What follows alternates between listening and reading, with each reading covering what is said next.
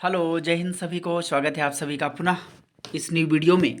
और यह वीडियो जो कि एक क्वेश्चन पेपर है जिसकी हम आंसर की जानेंगे, जो कि ये कोर्स है DEd special education HI semester first का पेपर है, जो कि एग्ज़ाम हुआ है 8/2/2022 को। और पेपर है education of children with hearing impairment, जो 20-22 बैच है, और रेगुलर का सप्लीमेंट्री बैच है 18-20 और 19-21 बैच। और 2 घंटे का एग्ज़ाम था, जो कि 11 से 1 बजे तक। तो चलिए देखते हैं आज के इस कौन कौन से ऐसे आंसर हैं जो सही हैं। पहले मल्टीपल चॉइस क्वेश्चंस को देखते हैं। सबसे पहला है कि overall development of the child is best possible through. अगर हमें संपूर्ण विकास करना है किसी बच्चे का तो क्या संभव है, किसके द्वारा? तो इसका आंसर होगा बी, एजुकेशन के द्वारा संभव है। इसके अलावा दूसरा देखते हैं हम, inclusive education is possible for, समावेशी शिक्षा पॉसिबल है किसके लिए? Late identify children with hearing impairment, यानी जो देर से पहचाने गए हैं, या फिर जल्दी पहचाने गए हैं, या फिर जो कंडक्टिव हियरिंग लॉस है, तो वो सभी के लिए है। इसलिए option D is the correct answer. इसके अलावा तीसरा देखिए, तीसरा कह रहा है ट्रांजिशन प्लान और प्रिपेयर्ड एट। जो ट्रांजिशन प्लानिंग हम करते हैं बच्चों के लिए, जो इसको आईटीपी बोलते हैं, जो इंडिविजुअलाइज ट्रांजिशन प्लानिंग बोलते हैं, या फिर ट्रांजिशन प्लानिंग या ट्रांजिशन प्लान बोलते हैं।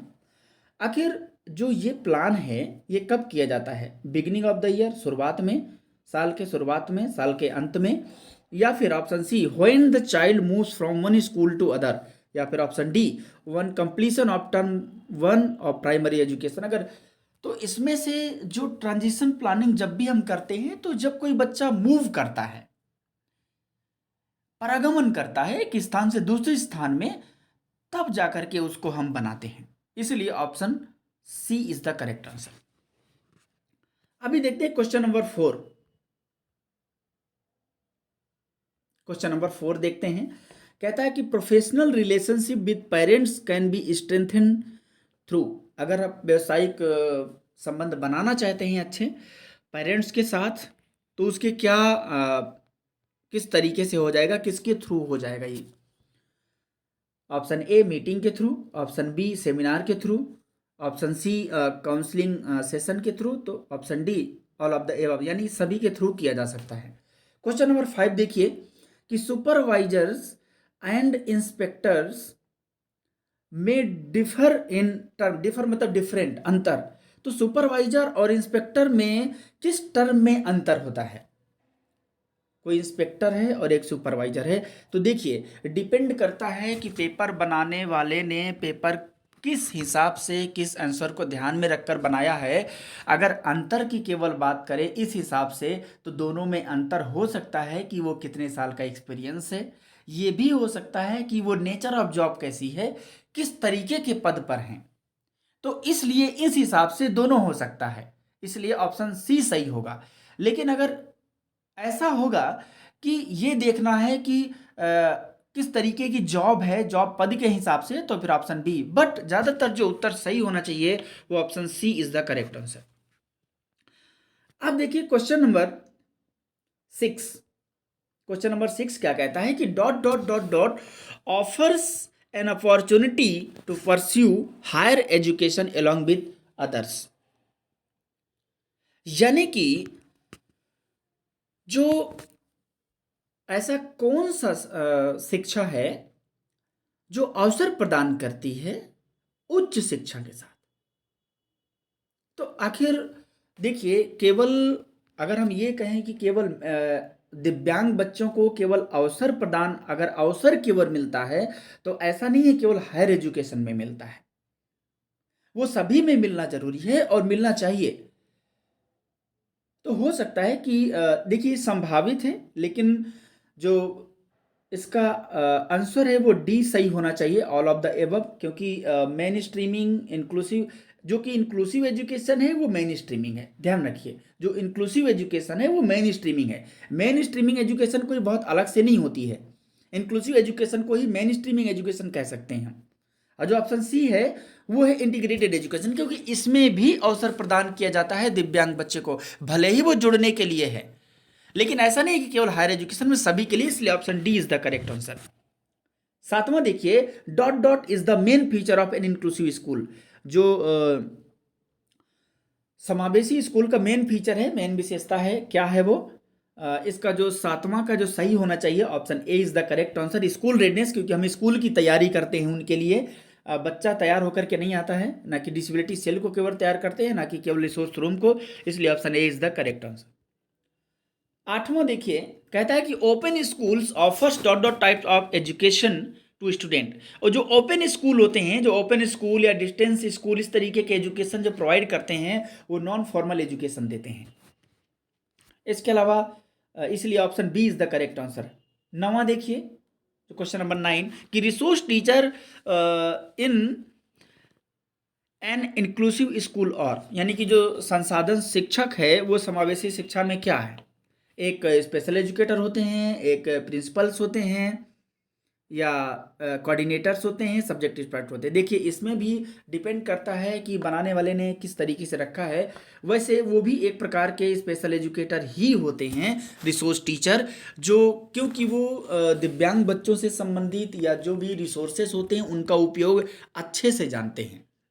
वहाँ पर ऐसा नहीं है कि कोई विषय विशेषज्ञ या कोई विशेष कोई सब्जेक्ट को पढ़ाना है। रिसोर्स टीचर जो होता है, रिसोर्स रूम में क्या क्या चीज़ें रिसोर्स व्यवस्था होनी चाहिए पढ़ाने के लिए, एक टीचर की मदद करने के लिए, तो ये सही आंसर होना चाहिए, ऑप्शन ए। लेकिन अगर ये मानता है कि सब्जेक्ट एक्सपर्ट भी हो सकता है तो डी भी हो सकता है, लेकिन A is the correct answer.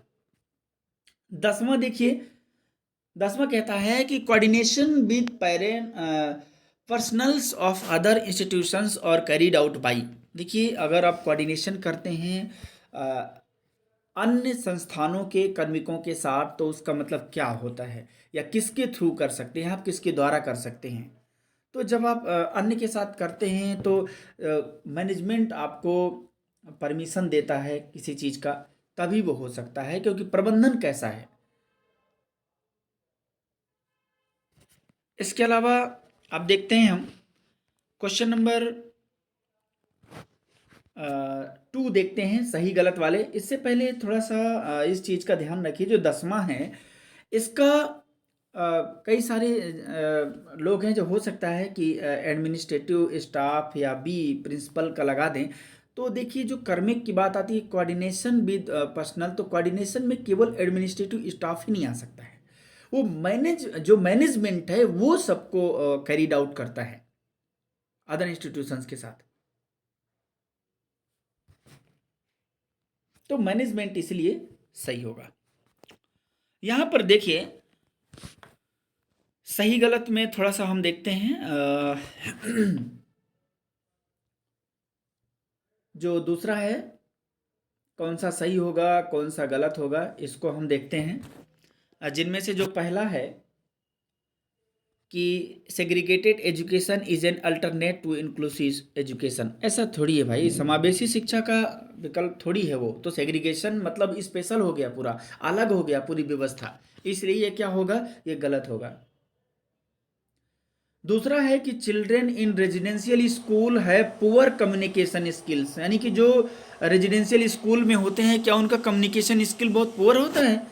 तो ऐसा नहीं है, बिल्कुल ये भी गलत है, इस चीज़ का ध्यान रखिएगा। इसके अलावा अगर हम बात करें 3 का, तो major decisions of the school are taken by the principals with the support of management, इसलिए तीसरा हमारा सही होगा, क्योंकि मेजर डिसीजन जो होते हैं वही लेते हैं मैनेजमेंट के सपोर्ट से। चौथा देखिए क्या कहता है, कि कहता है कि deaf children with sign language are not eligible for inclusive education, ऐसा थोड़ी होता है भाई। डेफ चिल्ड्रेन जो सुन नहीं सकते हैं, वो साइन लैंग्वेज अगर जानते हैं तो एलिजिबल हैं, ऐसा थोड़ी होता है। तो इसलिए ये क्या होगा, गलत होगा। पांचवा देखिए, overall development is not an aim of education of दिव्यांगजन, ये भी गलत होगा, इसलिए ऐसा थोड़ी होता है। अब देखते हैं हम फिल इन द ब्लैंक्स, देखते हैं कि किस में क्या आएगा, जो कि बहुत इंपॉर्टेंट है और बहुत बढ़िया क्वेश्चंस आए हुए हैं। चलिए देखते हैं। पहला है कि the current national education policy of India was implemented in the year, तो ये हो जाएगा 2020, ठीक है। इसके अलावा दूसरा क्या हो जाएगा, reading the children with severe impairment can be achieve through, ये तो विशेष विद्यालय होगा यानी कि स्पेशल हो जाएगा, क्योंकि सीवियर कैटेगरी के बच्चे वहाँ जाएंगे तो बिल्कुल भी नहीं पढ़ सकते हैं।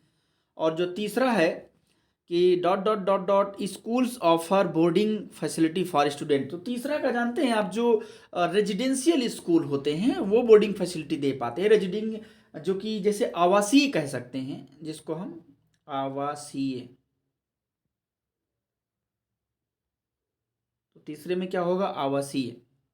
अब देखिए चौथा, देखिए कहता है कि dot dot monitors the activities of the school and report to the management, कौन देता है भैया, कौन मॉनिटर करता है पूरे स्कूल की एक्टिविटीज को और सीधा वो मैनेजमेंट को रिपोर्ट करता है। तो यहाँ पर या तो आप उसे सुपरवाइजर कह लीजिए, या तो पर्यवेक्षक कह लीजिए हिंदी में, या तो आप उसे प्रधानाचार्य कह सकते हैं जो कि प्रिंसिपल होता है, ठीक है, ये भी हो सकता है।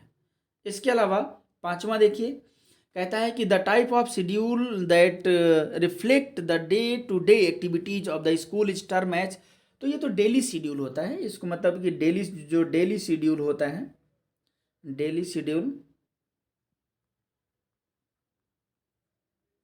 जो डेली शेड्यूल होता है वो इससे रिलेट करता है, पांचवें में डेली शेड्यूल आएगा। अब देखिए preparation of a transition plan कैसे बनाएंगे, ये आपको पढ़े होंगे आप बड़े अच्छे से। Role of responsibilities of an inspector, जो होते हैं इंस्पेक्टर निरीक्षण करता वो क्या करते हैं। Strength of early intervention program, क्या इसके लाभ हैं। इसके अलावा strategies for improving the enrollment of deaf children in school, अगर आप उनके नामांकन को बढ़ाना चाहते हैं, इम्प्रूव करना चाहते हैं, क्या स्ट्रेटजी अपनाएंगे डेफ चिल्ड्रेन स्कूल में।